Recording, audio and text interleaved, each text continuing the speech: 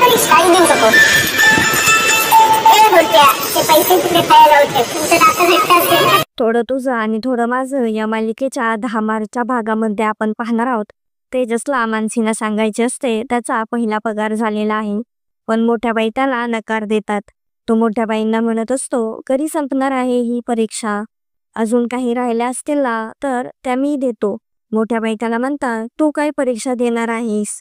तेजस म्हणतो, मी काहीही करू शकतो.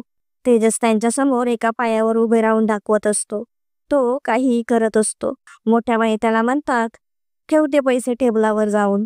तुमचं नातं जर घट्ट असेल ना तर कळेल तिला. तेवढ्यात तेथे मानसी येते. ती गडबडीने तिथून जात असते. तेवढ्यात तिचे लक्ष टेबलवर ठेवलेल्या पैशांकडे जाते. तेजस आणि मोठ्या बाई मानसीला पैशांकडे जाताना पाहतात. मानसी ते पैसे हातामध्ये घेते.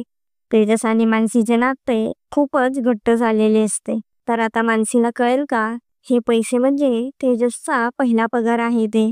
तर आता पुढे काय काय होणार आहे हे पाहणे खूपच इंटरेस्टिंग होणार आहे. असेच नवनवीन अपडेट जाणून घेण्यासाठी आपल्या चॅनलला नक्की सबस्क्राईब करा.